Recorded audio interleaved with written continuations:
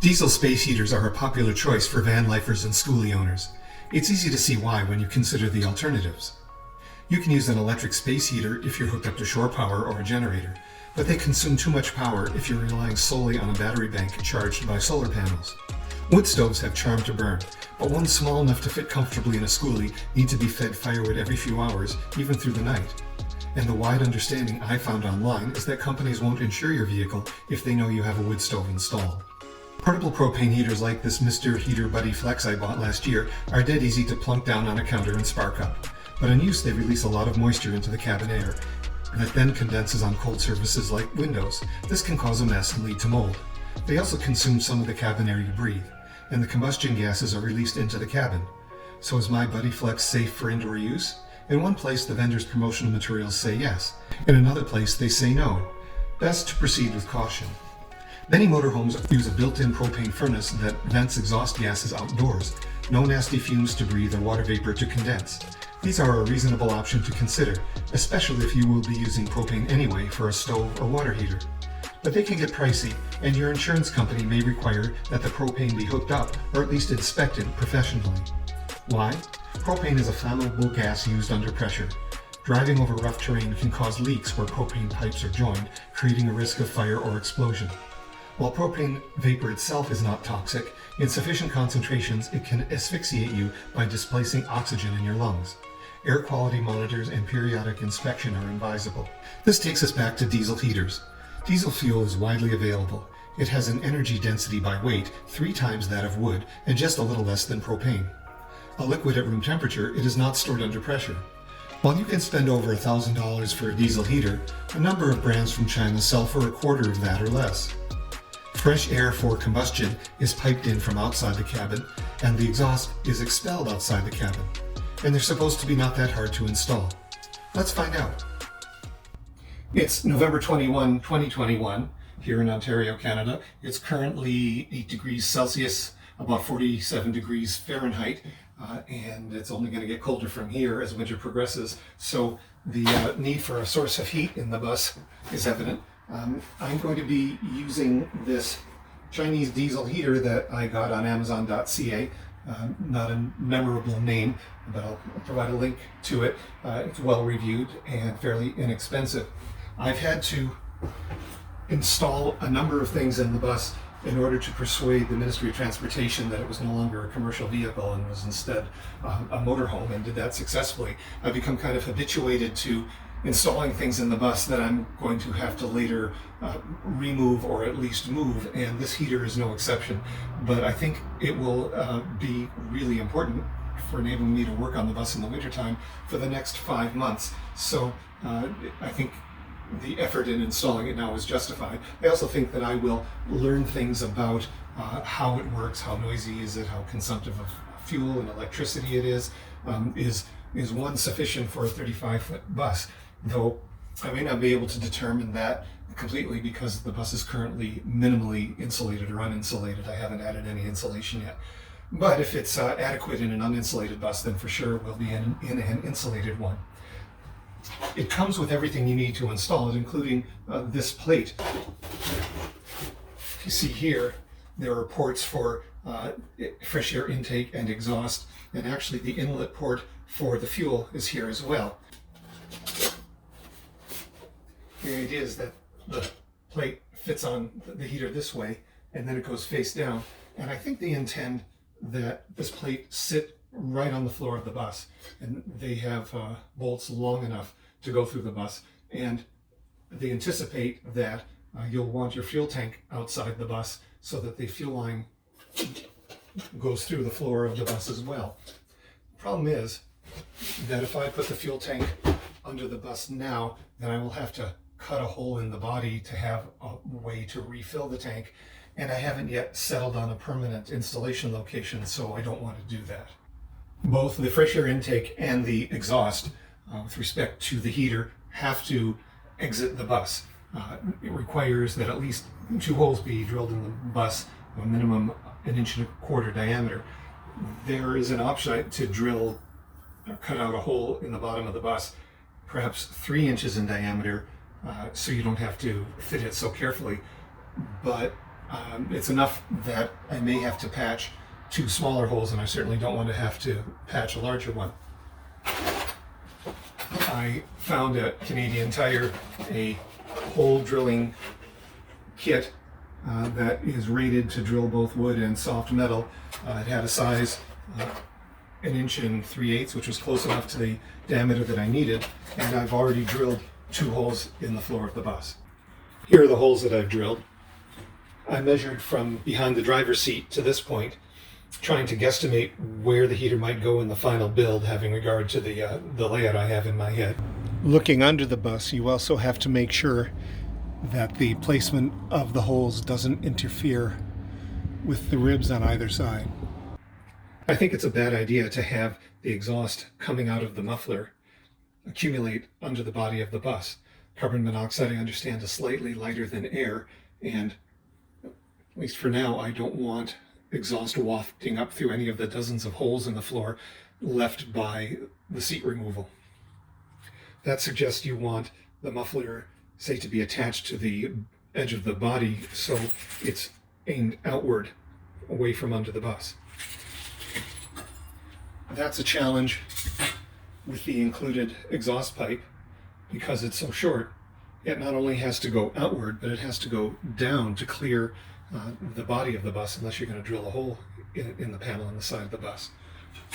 What I've decided to do is to buy what I believe is a 6-foot long aftermarket one, which is longer than the manufacturer recommends, but you have to make changes somewhere. This gives me some flexibility to put the muffler where I want it. One question I have is, do I intend that the heater be concealed in a kitchen cabinet? A standard kitchen cabinet, I believe, is 24.5 inches deep, though I honestly don't know if I'm going to be building out from the surface here to create a bigger gap for insulation. The heater kit includes this diverter, if you choose to use it, that allows you to attach hoses at both ends to send heat to the front of the bus and to the back. Of course, it adds to the overall length of it. I've cut a scrap piece of plywood to form a base. The main reason for needing a base is to have something to attach this assembly to. For now, the diesel tank is going to be inside the bus. The filter and the pump are located here. There's a very helpful video that I will link to that, amongst other things, lets you know about the proper direction of flow for the filter and the angle that the pump should be on to ensure smooth operation.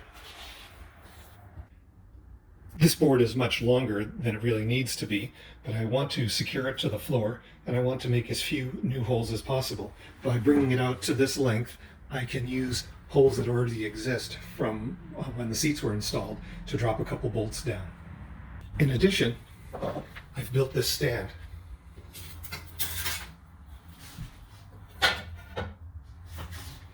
It's high enough so that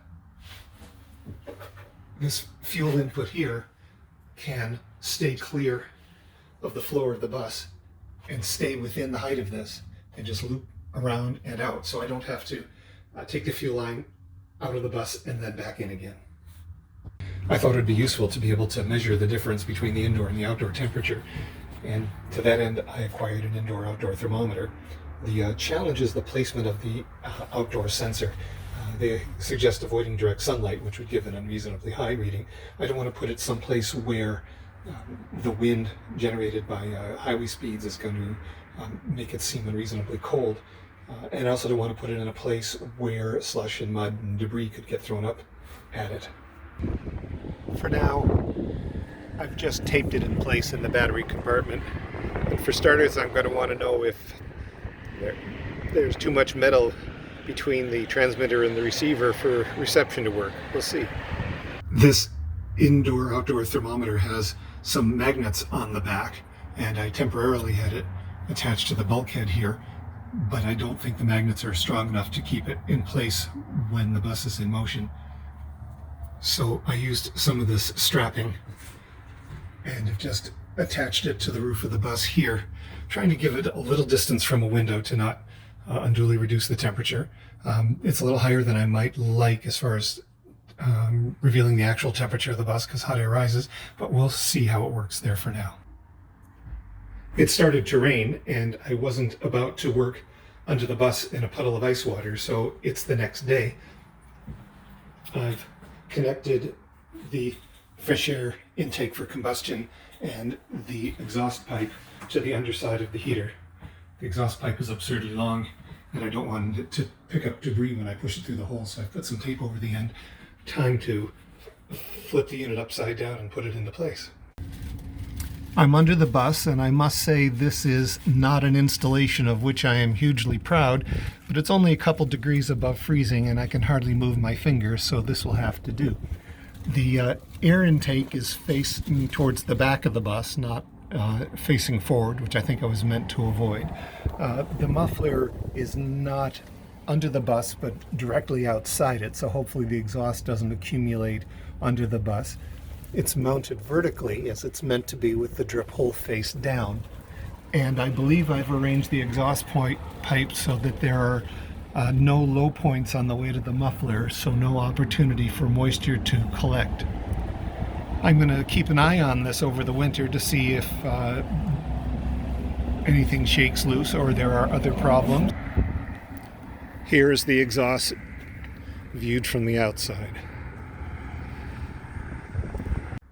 I should mention that the source of 12-volt power through this extension cord is to my EcoFlow power station. I understand that when the glow plug first energizes on startup, it's quite a power draw, and it remains to be seen whether the EcoFlow is equal to it. Once the glow plug has got things heated up and turns off, I think the power consumption will be more reasonable. There's a concern, though, never to let the electrical power run to zero, because there's a cooling off cycle when the heater turns off, which keeps the metal internal combustion chamber from overheating and damaging the whole unit. So I have to be very careful when I have such a finite amount of electricity, never to let the heater go unpowered while it's still running. It's 10 to 4 and we're already losing the light. I finished the electrical hookup and put a small amount of diesel fuel in. I now have to consult the inscrutable instructions about manually controlling the pump so I can prime this thing. No combustion yet, but that tap, tap, tap sound is the pump. Finally got it to do some priming. I'm not sure fuel has reached the heater yet, but it should shortly.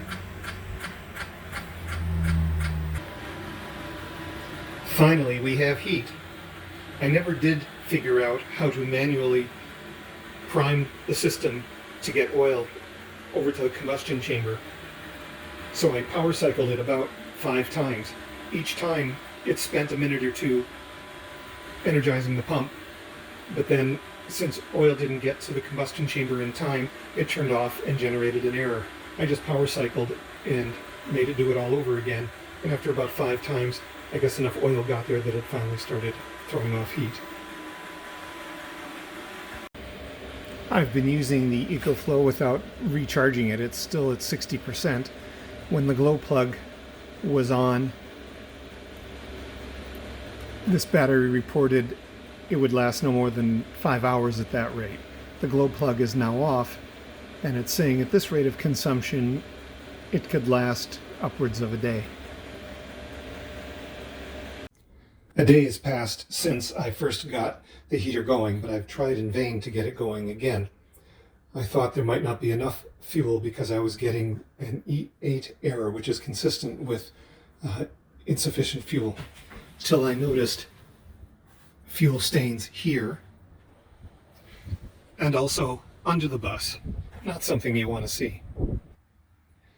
In my setup, every fuel line connection is visible and I can check for kinks, except for one, the one under this stand.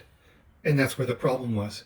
Apparently the fuel line was touching the exhaust line, which mostly melted it, but I suppose left a little hole that permitted the fuel to leak out. I've cut it shorter and I'm going to rejoin it, but I've got to figure out a way to keep it from touching the hot exhaust pipe. And just like that, it's working, pumping out warm air.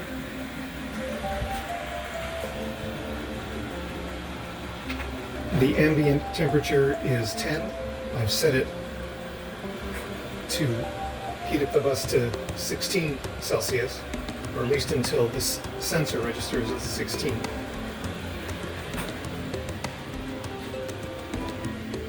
This is close. It says we're 9.1 Celsius, 4.6 outside, so it's already a bit warmer in here. No windshield going on. Let's see how successful the heater is. The diesel heater has been running continuously for well over an hour. It's 4 degrees outside, 13.5 degrees inside. So my teeth aren't chattering, but it's not balmy either. My hope would be that this heater could keep the bus at 20 degrees Celsius above the outdoor temperature, so that if it's freezing out, it's room temperature inside. And perhaps it could achieve that with insulation and with better sealed windows.